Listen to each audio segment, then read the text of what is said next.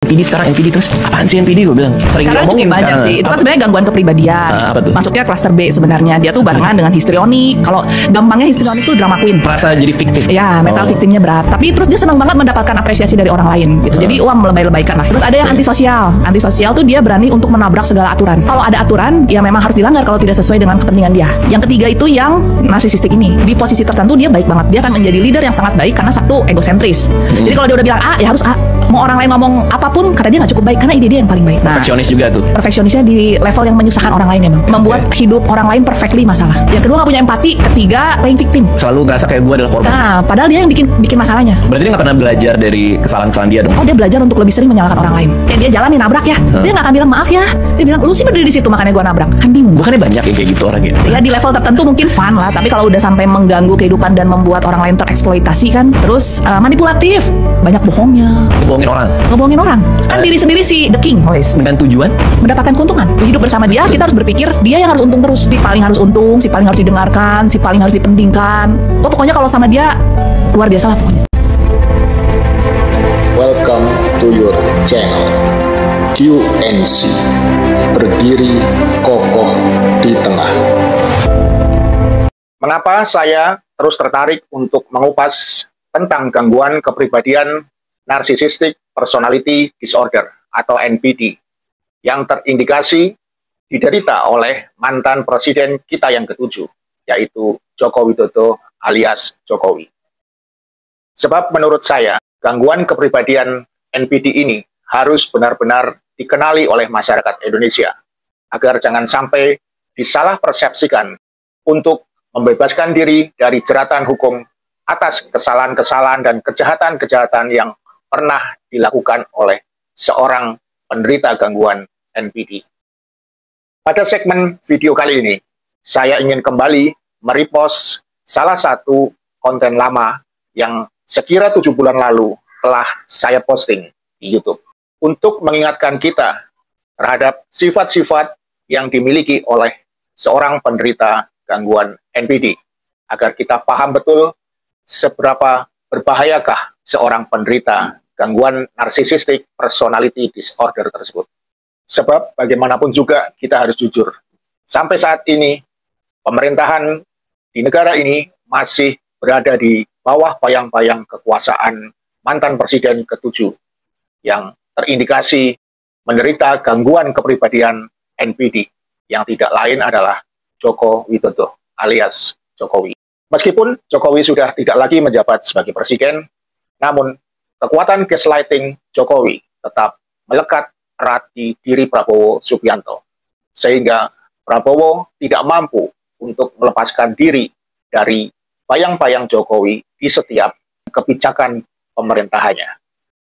Sekarang mari kita saksikan bersama video yang saya repost berikut ini.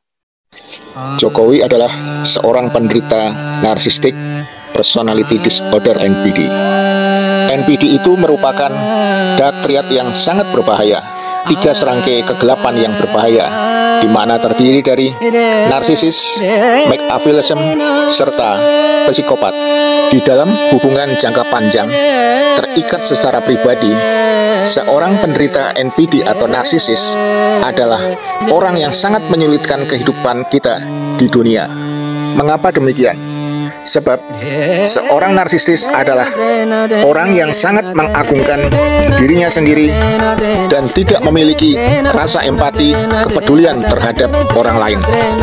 Kebutuhan pujian yang sangat berlebihan menjadikan seorang narsisis mengabaikan perasaan empati orang lain. Ketidakmampuan di dalam menangani setiap kritik dirinya dan perasaan adanya hak merupakan gejala utama bagi seorang penderita narsistik.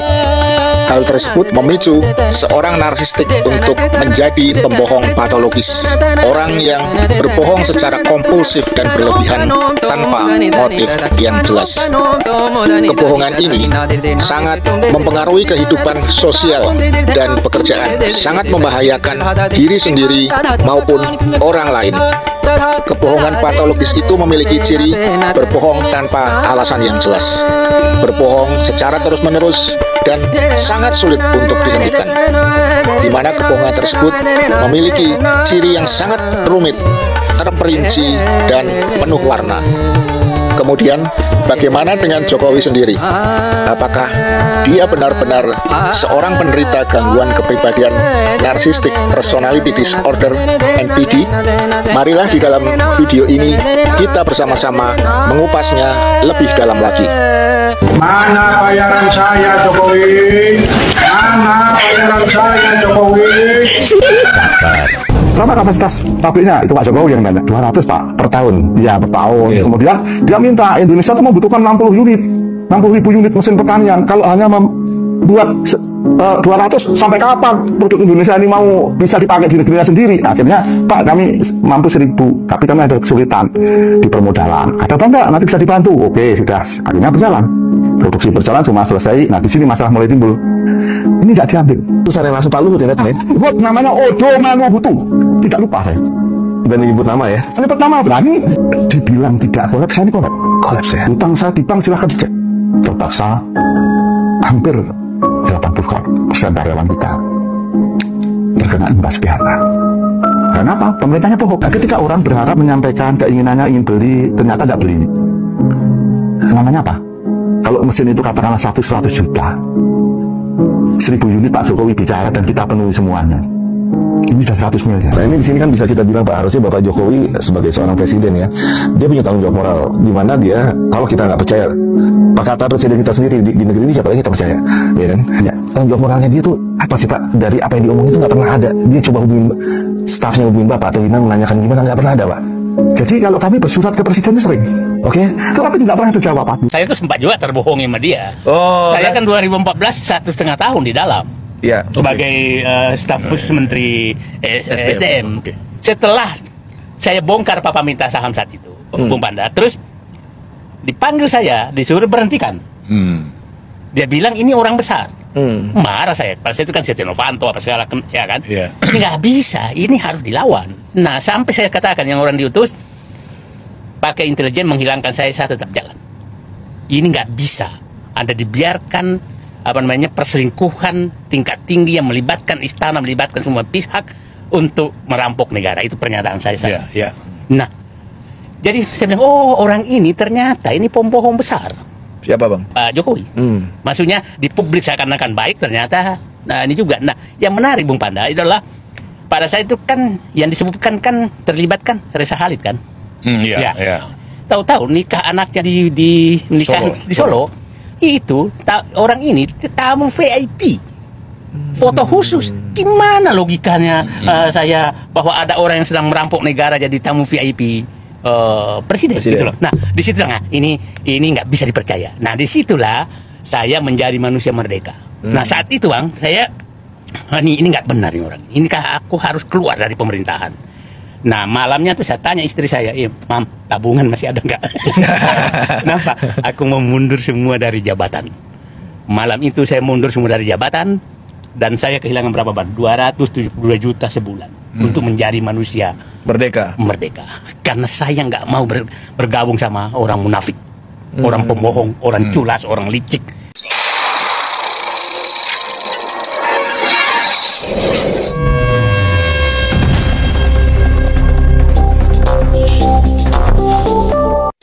Sebelum kita melanjutkan membicarakan tentang ciri-ciri seorang Narcissistic Personality Disorder atau NPD, terlebih dahulu kita harus mengenal dan memahami beberapa istilah di dalam narsisme. Di antaranya adalah sebagai berikut. Pertama, gaslighting. Gaslighting yaitu kemampuan seorang NPD untuk melakukan manipulasi terhadap kondisi korbannya, di mana sang korban dibuat menjadi tidak percaya diri terhadap kemampuannya sendiri. Contoh konkretnya adalah sebagai berikut. Ketika seorang penderita gangguan kepribadian narsistik menolak mengakui kesalahan yang telah mereka perbuat atau telah mereka lakukan sesuatu yang buruk kepada orang lain. Bahkan sekalipun ketika mereka telah tertangkap basah, si narsistik akan terus berupaya meyakinkan kepada orang lain bahwa apa yang mereka lihat terhadap dirinya hanyalah sebuah paranoid atau khayalan. Kedua, flying monkey atau monyet terbang. Monyet terbang yaitu merupakan istilah slang untuk sekelompok orang yang dijadikan sekutu atau pembela oleh seorang narsistik untuk membuli dan menganiaya orang-orang yang dibenci oleh narsistik. Dan untuk mendapatkan dukungan dari para monyet terbang, seorang narsistik akan mengarang sebuah kebohongan yang menggambarkan bahwa orang lain sebagai orang yang jahat dan dirinya lah korban sebenarnya. Ketiga, love bombing. Love bombing merupakan cara seorang narsistik memperlakukan orang lain dengan merayu secara berlebihan untuk mendapatkan simpati dari si korban. Di dalam hal ini, si narsistik akan menunjukkan perhatian yang begitu besar dan hangat kepada calon korban yang menjadi target untuk masuk ke dalam lingkarannya. Keempat, supply. Istilah narcissistic supplies atau disingkat dengan supply menggambarkan apapun dan siapapun yang digunakan oleh seorang narsistik untuk meningkatkan harga dirinya. Jadi, pada umumnya, seorang narsistik itu adalah semacam tumbuhan parasit, di mana sebelum dia terkenal atau menjadi istimewa di dalam masyarakat, dia selalu menggunakan supply untuk meningkatkan rasa keistimewaannya sebagai seorang narsistik. Contoh faktual yang dapat kita lihat, yaitu saat Jokowi masih menjadi bagian dari Partai Demokrasi Indonesia Perjuangan atau PDIP, di bawah kepemimpinan Ketua Umumnya Megawati Soekarno Putri, di mana Jokowi dengan sangat piawai memainkan sebuah drama sebagai anak emas dari Megawati Soekarno Putri. Dan sampai titik tertentu, di mana Jokowi telah merasa mendapatkan posisi yang baik untuk meninggalkan Megawati Soekarno Putri dan mendapatkan suplai-suplai lain di luar Partai PDIP, seperti Golkar, Gerindra, Nasdem, PAN, dan partai-partai lain yang dapat digunakan sebagai alat sekaligus suplai bagi Jokowi di dalam kehidupan berpolitiknya. Dan bagi seorang narsistik, bukan hal yang sulit untuk menjadi seorang pengkhianat. Karena bagaimanapun juga, dia adalah orang yang terlahir dengan struktur otak berbeda dari orang-orang normal pada umumnya. Sehingga dia hanya memiliki rasa empati yang sangat minim. Dan berikut ini adalah ciri-ciri dari seorang NPD. 1. Haus pujian dan validasi. Di dalam kesehariannya, seorang NPD sangat membutuhkan pujian dan validasi. Itulah mengapa dia selalu menuntut orang-orang di sekitarnya agar selalu menghargai dan menyanjungnya, serta mementingkan dirinya. Dia juga selalu ingin diterima oleh orang lain dan selalu ingin menjadi yang paling penting di dalam suatu komunitas. Sehingga jika ada orang lain yang lebih baik dan dihargai, maka dia akan cemburu dan membenci orang tersebut. Kedua, egois. NPD memiliki ego yang sangat tinggi. Saking egoisnya, seorang NPD seringkali tidak melihat batasan kepentingan dan perasaan orang lain, sehingga dia kerap berbuat semena-mena dan mengontrol orang lain secara berlebihan. Pokoknya dia mewajibkan siapapun untuk mementingkan kepentingan si NPD di atas segalanya. Ketiga, grandios. Seorang NPD sangat gemar berlaku grandios atau melebih-lebihkan dan membesar-besarkan dirinya sendiri, baik dari segi fisik, finansial, status sosial, maupun pendidikan. Dia juga selalu merasa lebih baik dan sempurna dibandingkan orang lain. Seorang NPD selalu merasa dirinya paling spesial dan tidak ada orang lain yang lebih spesial dibanding dirinya. Oleh karena itu, seorang NPD biasanya banyak omong di depan orang, tetapi banyak omongnya berfungsi untuk flexing atau pamer. Yang dipamerkan adalah segala hal dan pencapaian dalam dirinya sendiri, sehingga membuat orang takjub dan kagum. Keempat, merasa berhak mendapatkan segalanya.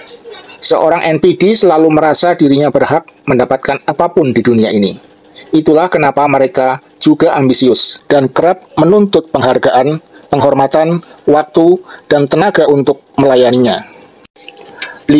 Delusif atau mempunyai dunia sendiri.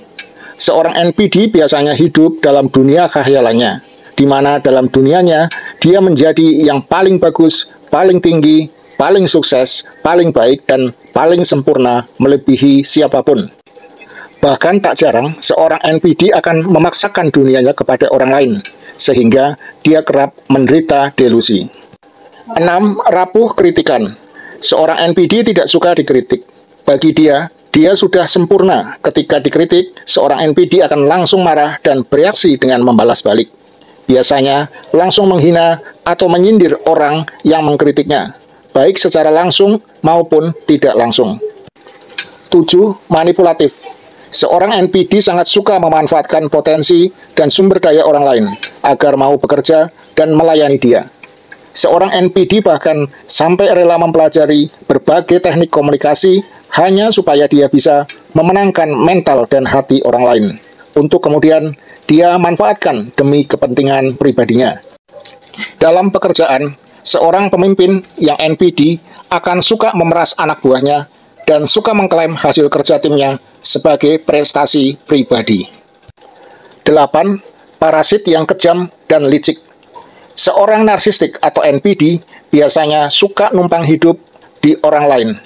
Jika bertemu dengan orang yang potensial dan bisa dia manfaatkan, dia bisa saja bersikap baik dan manis di awal.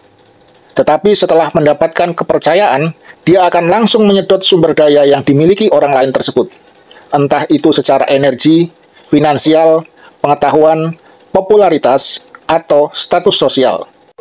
Bahkan NPD juga akan memanipulasi orang lain agar mau terus-menerus memberikan suplai kepada si narsistik.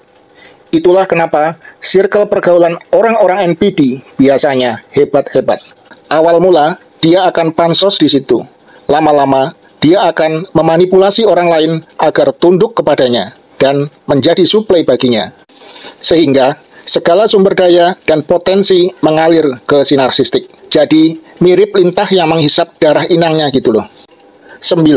Nampak karismatik, positif, dan mempesona di awal. Seringkali seorang NPD itu nampak mempesona atau charming di awal bertemu orang. Dia nampak sangat pintar, bijaksana, dan karismatik, sehingga orang kerap terkecoh. Tetapi ketika kedoknya itu terbongkar, dia akan menunjukkan sifat aslinya, yang buas dan jahat melebihi binatang liar. 10. Mengintimidasi orang lain. Dalam sebuah organisasi atau komunitas, seorang NPD kerap kedapatan mengintimidasi orang lain yang mempunyai potensi mengganggu panggungnya. Seorang NPD sangat tidak menyukai orang yang lebih pintar, lebih baik, atau lebih sukses dibanding dirinya, sehingga dia akan selalu memfitnah dan mengintimidasi sampai orang tersebut jatuh. 11. Gemar berbohong. Seorang NPD tidak segan-segan berbohong untuk mendapatkan perhatian, penghargaan, atau kepercayaan dari orang lain.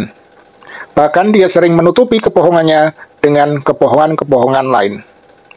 Apalagi jika teknik-teknik manipulasinya diketahui oleh orang lain. Seorang NPD biasanya akan langsung bersandiwara dan berbohong habis-habisan untuk mempertahankan reputasi dan rencananya.